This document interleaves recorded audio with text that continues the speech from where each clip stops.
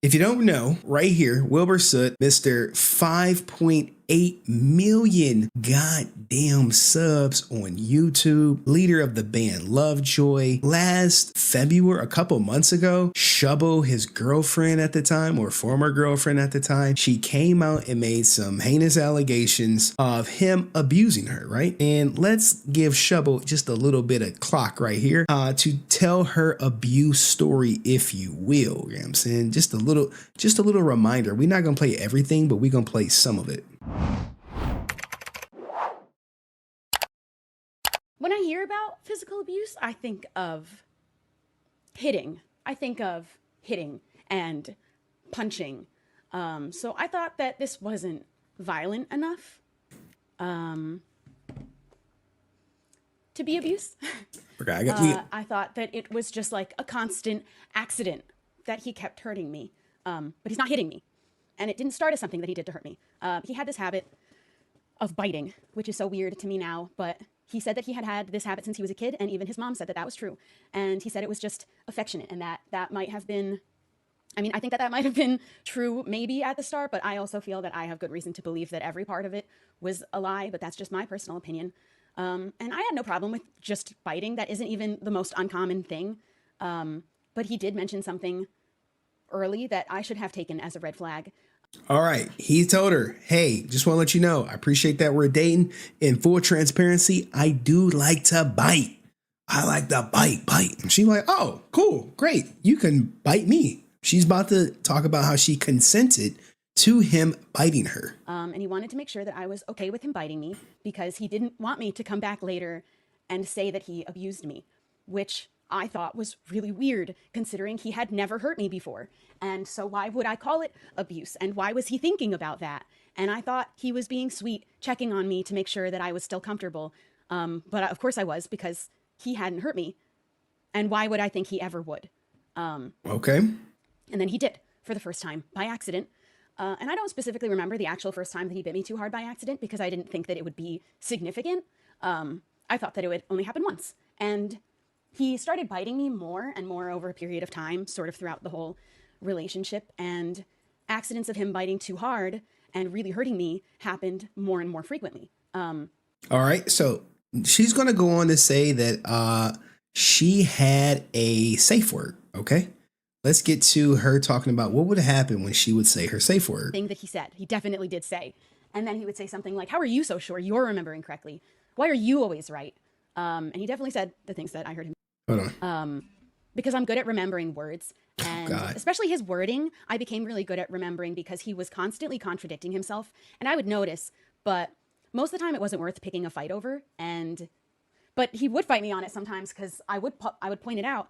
And he would insist that he had never said the thing that he said. He definitely did say. And then he would say something like, how are you so sure you're remembering correctly? Why are you always right? And he definitely said the things that I heard him say and other people heard him say. So he had now at this point weaponized the safe word and was using it to ensure that I was hurt and on a constant basis. And he wasn't sorry anymore. I couldn't even tell you the last time he had apologized for doing it anymore because now sometimes he would bite me and I would yell out the safe word because it hurt so bad and he'd clamp down even harder. And just for a second, just for good measure, before letting go. And sometimes I'd say the safe word and he'd grind his teeth down on my skin. And sometimes he'd smile after, like a gloating grin. And during the time, I was filled with so much anxiety all the time that I was constantly nauseous, gagging daily, on occasion throwing up because of the pit that was in my stomach. I never told him about that, though. I was going and running away quietly to throw up in the toilet and rejoin our group of friends. All right. So there you have it right there. The foundation is set. But as a result of this, he ends up getting canceled. Now, he didn't do himself no favors. He tried to come back with this response, if you will, of, hey, this is what's going on. Give me 1 second. Let me clip it up for you guys so you can properly see this ish. So he comes back with his response and he is trying to, he says this, in the past week, A series of allegations have been made over my conduct from my ex-girlfriend. I want to emphasize that although I feel fair to offer my perspective, Shubble's feelings are completely valid. I have taken my time sharing this statement, and I want to process and respond respectfully and with the hope to gain a deeper understanding for the situation. During our relationship's final months, I regrettably became slavish, disrespectful, and selfish because she painted him as a slob during the whole ordeal. These actions caused a lot of pain to my ex-girlfriend, and I've since sought therapy to address these behaviors, making significant lifestyle changes, okay? But I truly compassionately believe I've made great strides from the person I once was and hope I can continue to grow, okay? Now, there's a part 2 where he addresses the allegation of abuse.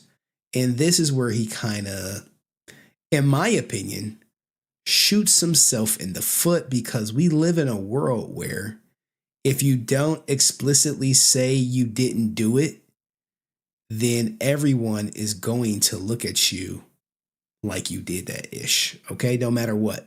Think about your Rich Campbells.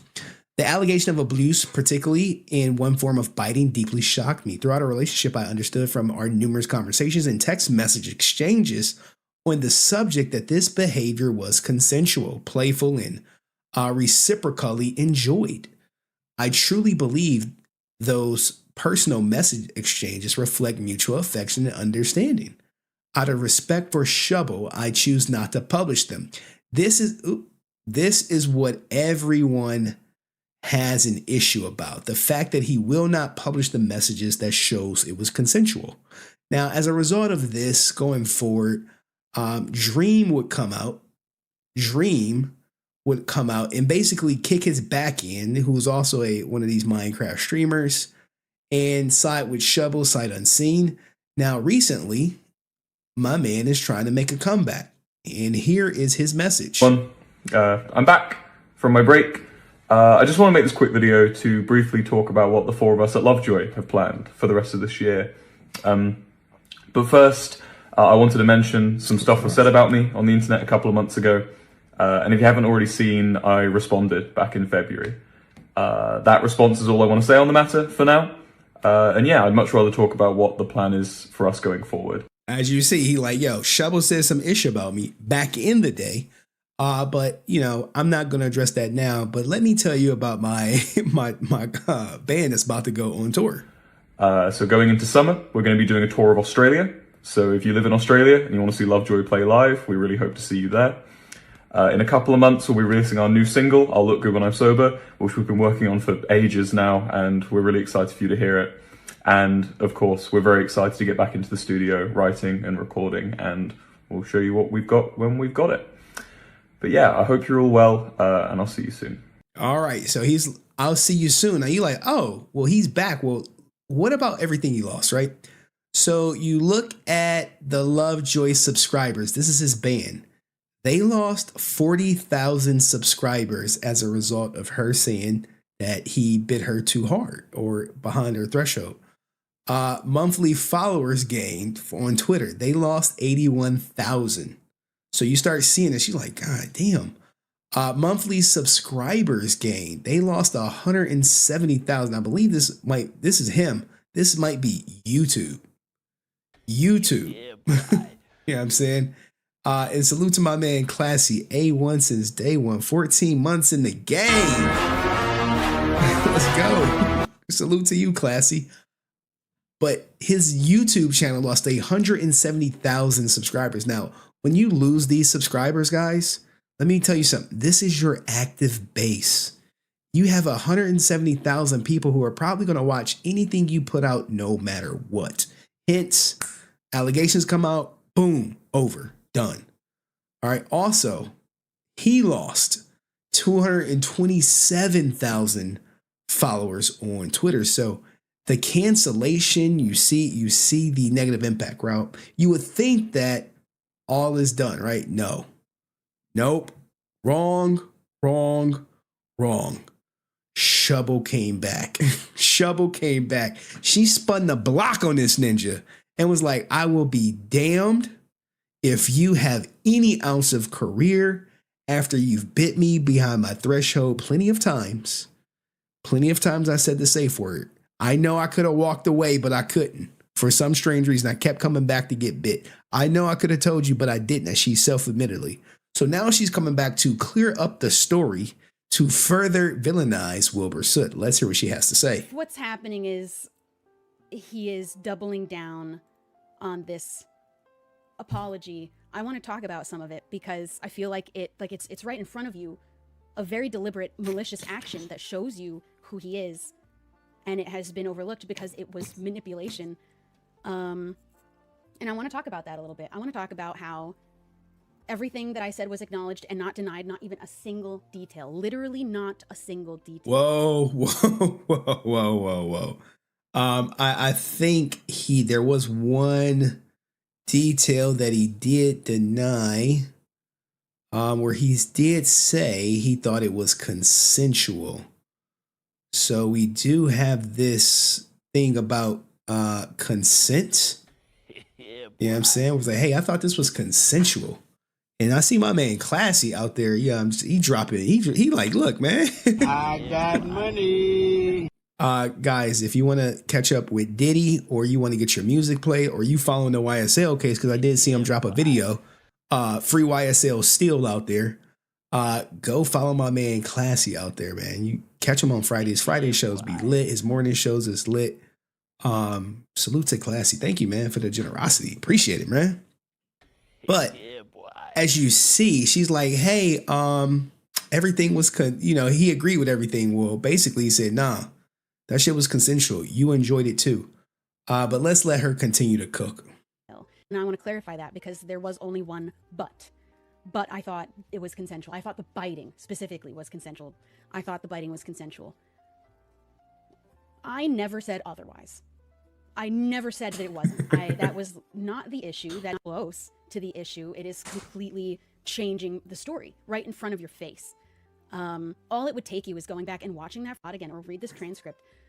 I wanted to be so clear that there was no shame in biting in a relationship. I wouldn't judge people participating in that consensually because it can be harmless. Now, look, man, I was dealing with a girl who liked to bite, and I told her instantly after the first bite, don't bite me. After the second time she tried to sneak a bite, I'm like, hey, look, this is going to be done if you bite me again. And then she got the goddamn message. But, let's hear Shubble talk about how she did give consent to get bit, but she didn't give consent to be hurt. The point is that it was harming me. And it wasn't at first. He was capable of doing it for months without even a single accident, never hurting me. And then accidents started, and then they were repeating, and then they were becoming more frequent. And then it was a routine. It was part of our routine. It was every day, and it was worse and worse, more extreme pain as time went on. For him to say, but I thought the biting was consensual, is implying I said different. It's implying that the situation was he was biting me, and I said I didn't consent to that. That didn't happen. That's not what happened. And there is no room for him to have misunderstood that, because I made it explicitly clear in my very original stream by saying the biting was not the problem. I did agree to it. I did consent to him biting me. I did not consent to him hurting me. And that action, that is the most recent action, other than the doubling down, saying that is still those are the words that I want to say on this. That's it. I don't know, man. I dealt with a woman who liked to be choked. Like, she's like, choke me, choke my ass. Now, if I would have crushed her windpipe accidentally, would she say she was an abuse victim? Would that fall under abuse? If I'm choking her, doing what she likes me to do, and I accidentally crush her windpipe, would she say, hey, I'm an abuse victim? I don't know, because when you open up the door, the floodgate for you to get bit, which could potentially cause injury, then you open up the door to potentially be hurt.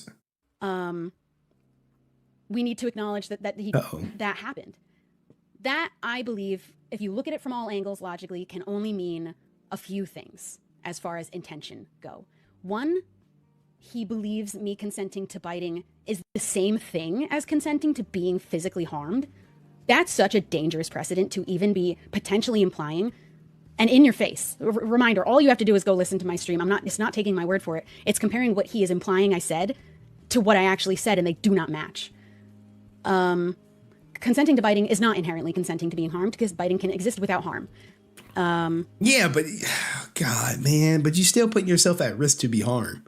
Someone is biting you. It does have the potential to have pain, but this is one of those gray, nuanced areas where like, no, Henry, you don't know the situation. Like, I'm like, look, if you consent to get bit, you consent to potentially get hurt. Potentially.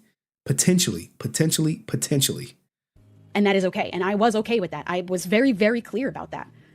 I was never okay with harm. I was very clear about that too.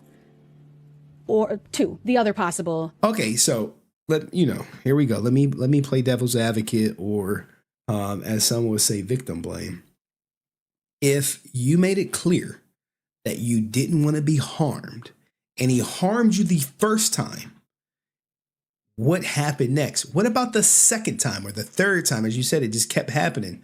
So you're basically in a situation where you told someone not to harm you and they are consistently harming you. I don't know. He knows that. I believe there are only really 3 possible explanations. He knows that and wanted to reframe it to look better, wanted you to believe that the issue was that he was biting me and I didn't consent to it. All over the internet, all over comment sections, people going back and forth. She consented. No, she didn't. She consented. No, she didn't. Yes, I did. I did. That was never a question. That was never the issue. That isn't what it was about. And he successfully gaslit you in your face. I'm not just saying that it's right there. It's right there. Or the only third explanation I could come up with is that he just didn't even listen to my words at all. He never listened to them, because it was very at the beginning that I said, this happened in our relationship. He was biting me. It was consensual. I was okay with it as long as it didn't hurt. And that was explicitly clear. So if we want to talk about who he is, that's who he is. At some point though, right? Yeah, there has to be some accountability, right? If you go home every day, Cheyenne, and your husband punch you in the face, and you like, can you not punch me in the face? I know I agreed to playing around, but the punching in the face is starting to hurt me. You're like, oh, all right, cool. I won't punch you in the face. And then you come home the next day and he punch you in the face. And then you like, hey, I thought we had this question, this thing. And then the third day you come home and he punch you in the face and you don't say nothing. And then the 4th day and the 5th day and the 6th day, and then months later you come out and you make a response like, and he was punching me in the face every day, and I consented to being punched in the face, but it started hurting. And I told him to stop, but he just kept doing it, and I never left. Gaslit you in your face blatantly, thinking you're an idiot to just take that and not say my name so that you don't hopefully know what I actually said. It proves that he has essentially lied. God. Misrepresenting, reframing, manipulation. She was like, Acknowledge me. like, bitch, we know who you talking about. Everyone knows you're talking about WIlbur Soot, and everyone knows WIlbur Soot is talking about you. Whether he says your name or whether you say his name is beyond. We're beyond that right now, Shubble. We're beyond that. Gaslighting to make you think what happened is that I said I wasn't consenting to him biting me, and that's the issue. Never happened. That isn't what happened. And to reframe that is so damaging to all domestic abuse victims. No acknowledgement that what I said was he was hurting me and I wasn't okay with it. Not that he was biting me and I wasn't okay with it. There is such a clear maliciousness to that. Like it's so obvious and blatant that you have to be an idiot to think that there's any other intentions behind it other than that. Or he didn't listen to what I said at all, which is also malicious. Now she is a domestic abuse victim, guys. She consented to being bit. It hurt her. She didn't leave. Domestic abuse victim. I think that that's just as bad. And I would really encourage people to go and listen to what I actually said in the first place again, because a lot of people reworded my statements, are putting different words in my mouth. I saw so many people right at the beginning saying, she said musician, platform, she said stream, she said tour. In that first stream, I said none of those words. None of them. I didn't say any. Hey, this is like Amber Heard when she came out and made the article that she was abused in a relationship that lasted a specific number of years that just happened to align with Johnny Depp. But she's like, technically, I never said Johnny Depp. This is a nothing burger. This is a distraction from, what's at hand. Anything definitive about his career whatsoever. I made sure to keep that vague. I didn't use the word musician. I didn't use the word tour. I don't believe I used the word platform till later. I don't think that was in the stream. We have the entire transcript. I read it off of a Google Doc. Just today, I saw someone say that I said depression is a disease. It never happened. Didn't say that. You should actually rewatch that stream where I talk about depression. Compare that to how people say I talked about depression, and it is a world of difference. I spoke only out of full compassion and kindness. It is something I empathize with because I have experienced it several times in my life to the point of not wanting to be here. What I said was, depression is not an excuse for abuse. And I'll say that again and again and again. That is the truth. I don't care if you call it a reason. I don't care if you call it an explanation. For the victim of abuse, an explanation is completely and entirely unnecessary, especially before an apology, which I have never received. Holy shit. Guys, you know how I feel about apologies. They're worthless. They mean nothing. People who say it is just doing it to pacify you because maybe they were taught to apologize. But remember the motto, never apologize. And two, if he were to apologize, no doubt she would try to weaponize his apology to say, this is confirmation of me being abused by WIlbur Soot. So this is some murky territory that she's in. But hey, she's doing a great job hyping up her victimhood. It is not an excuse. And it is damaging to all domestic abuse victims, all victims of emotional abuse, physical abuse, to suggest otherwise. It is not an excuse. And it's not even one that he claimed. So we can't make them for him, right? That isn't fact. That isn't matter of fact if that isn't something that he has said himself. So that is all speculation, anything that is an excuse or an explanation or a reason. And on top of that, I've seen people taking the individual actions, separating them and giving a speculated excuse for why it could have happened and the abuse. The whole thing about abuse is that it isn't about, you can't take these actions apart. It is the whole picture. Abuse happens slowly over time. It's like, what do they say? Putting a frog in a pot of water and bringing it to a boil. It will stay there till it dies. But if you put a frog in a pot of boiling water right away, it'll jump out. It is slow over time. It is everything together as a big picture. Now she's saying she's a fraud, guys. Look, man, I'm just going off of her words. We're hearing this from the horse's mouth. I don't know what to make of it. Maybe some women in the audience could shed some light on the situation. But she's saying she was slowly abused, eventually like a frog in boiling water. But the difference between a frog and Shubble is frogs, they got like this nervous system where they don't detect like the subtle changes. You know when the water gets super duper hot, then it gets cold. Super duper hot and it gets cold.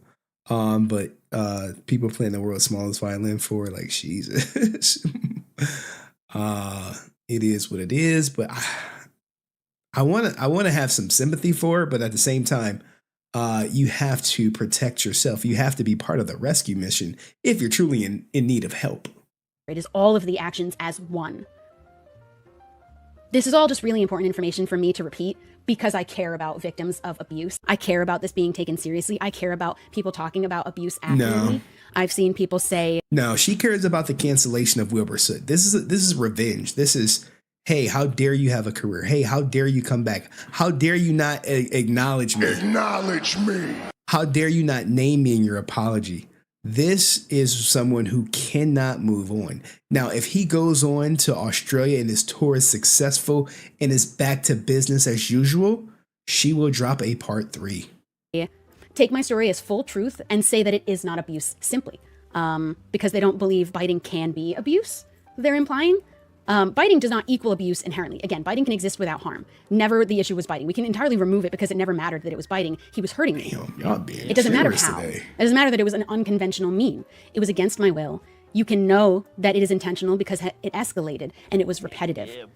Salute to my man, Dust. I got money. That's like 10 memberships sponsoring the goddamn stream tonight. Salute to you, man.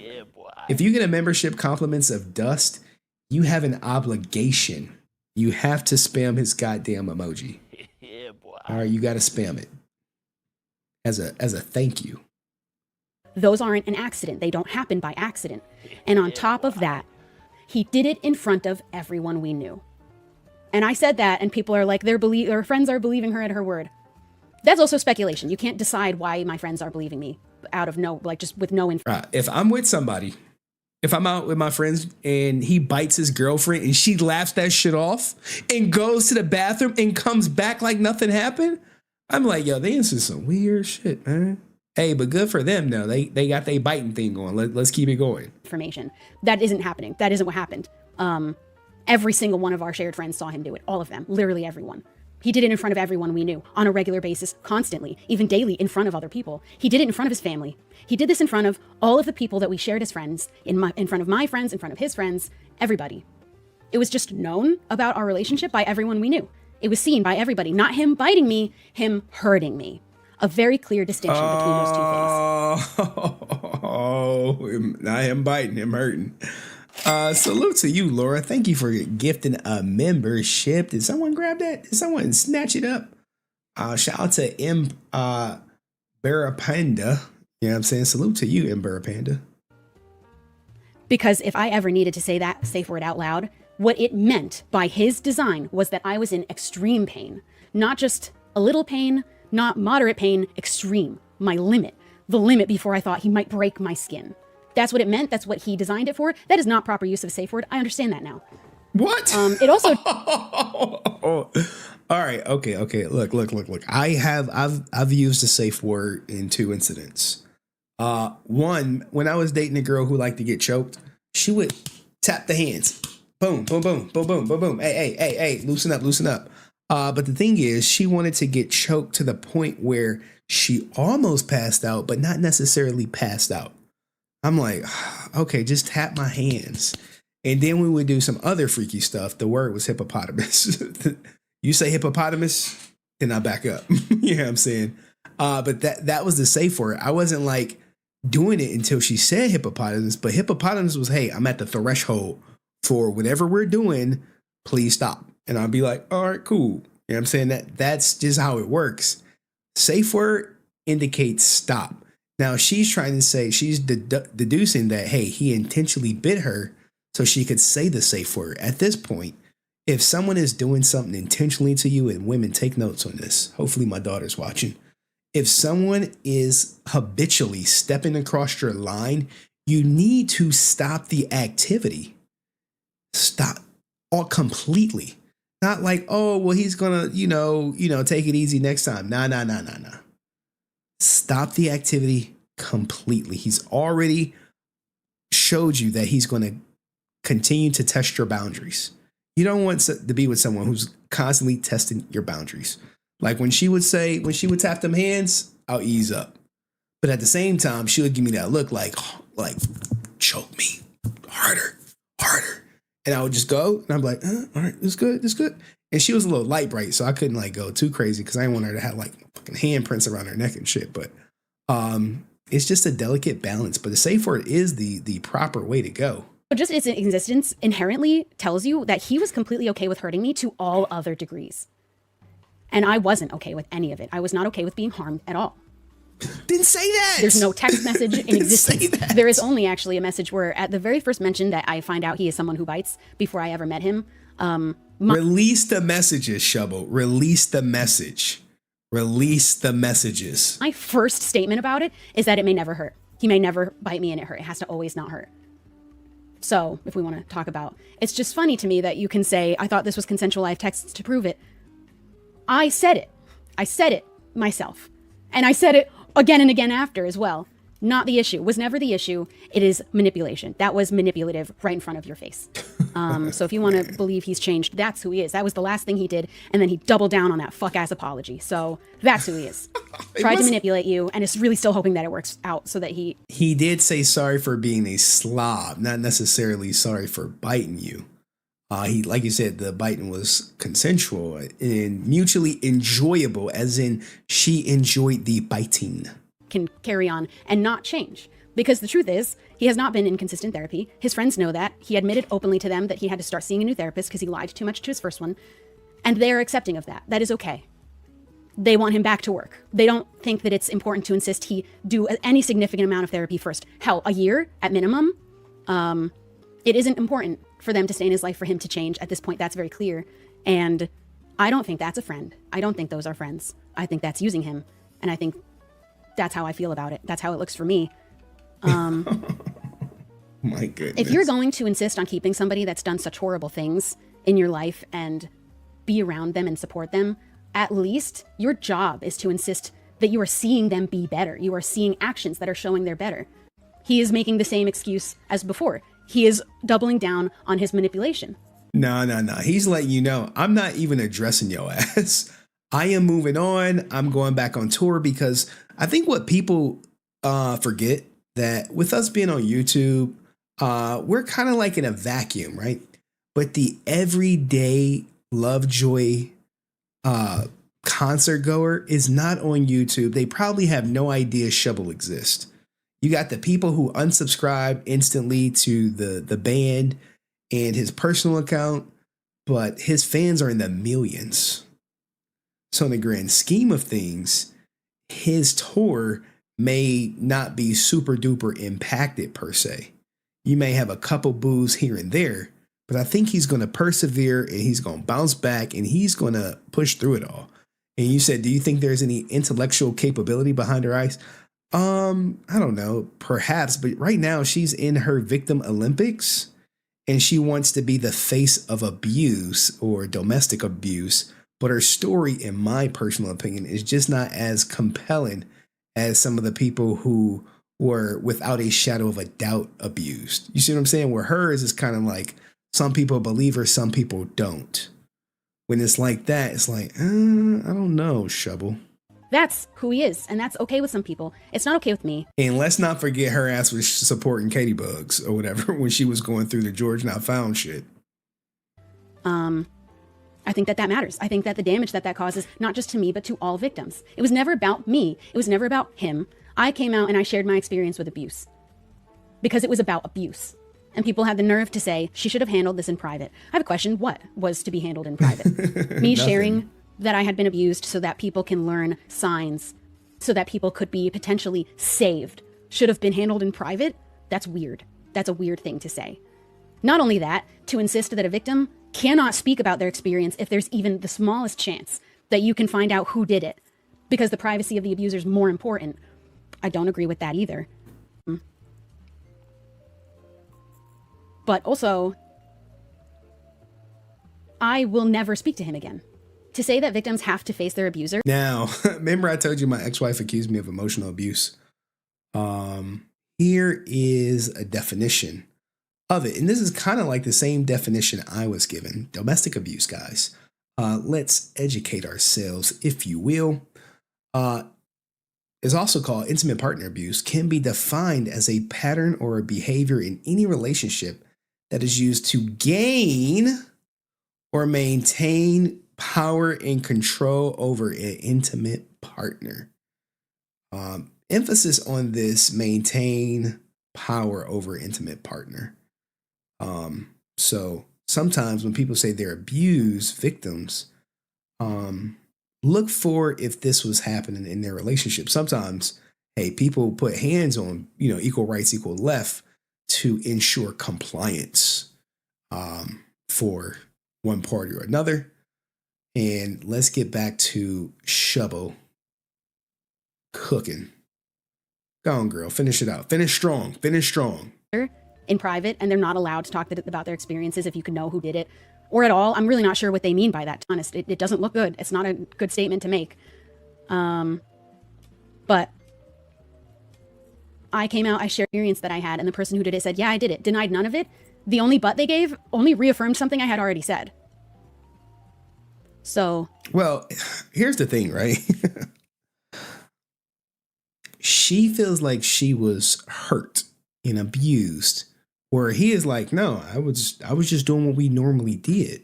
I may have did it at a higher frequency, okay, about it, but I thought it was consensual and self-admitted by Shubble. She never told him she didn't like it. She would just say her safe word and keep it moving.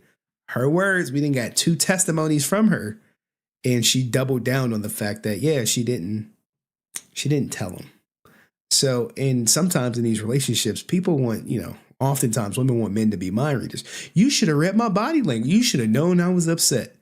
Men are, for the most part, we're very simple creatures.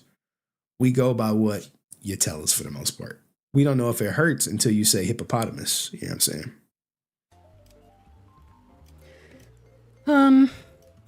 I will never speak to him again. You cannot insist that victims have to face their abusers. That's just one of the infinite amount of possibilities why also an abuse victim wouldn't go to court. I don't even care at this point about people asking these dumb as fuck questions because it just shows ignorance. Well, the problem with going to court is she has no case. She literally has zero case for domestic violence, in my opinion. I could be wrong. I'm not a goddamn prosecutor, but where's her physical evidence? These days, going to court saying, hey, he beat me up and with no proof is no shot. Back in the day, maybe that shit ride. But now it's like, you got proof?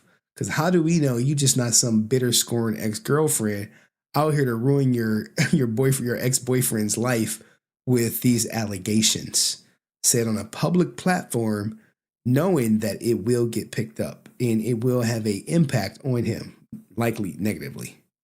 Which is unfortunate because that is damaging.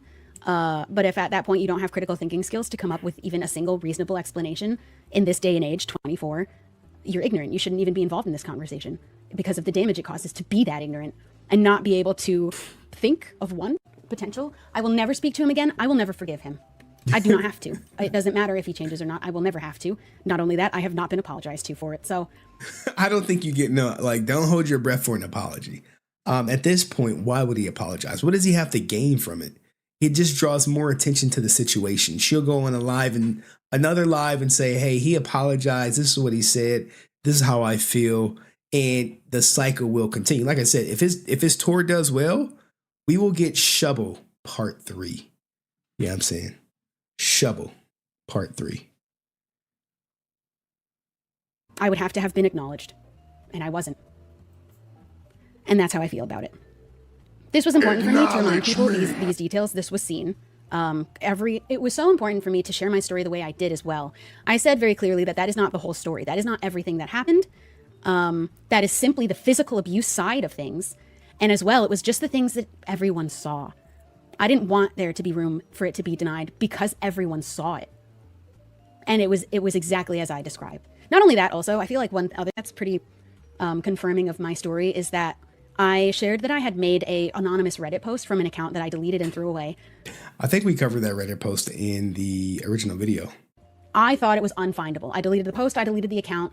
I think What the fuck? Hey, yo, what the fuck? Look, guys, I think we know by now, right? Anything you put on the internet is never going to go away. Rarely, unless you got to be like some really high up person. The only thing I did see go away was Neon's girlfriend talking about how she was just with him for the money and exposure and they were not really together. That dropped on Twitter, and within an hour when I went to go retrieve it, it was gone. Gone. But let's finish. Let's finish Shubble. She just said she's never going to talk to him, and he never apologized. I don't think he cares to talk to you. I wouldn't care to talk to your ass at all. I'd probably have your ass blocked. I deleted the account. I believed it was unfindable when I mentioned that. I didn't think people would find it. Wouldn't have mentioned it if I thought people could, actually. And then people found it. Months before I did my stream, the exact same story. Exactly the same. Why would I do that? Why would I do that? An anonymous Reddit thread that I deleted.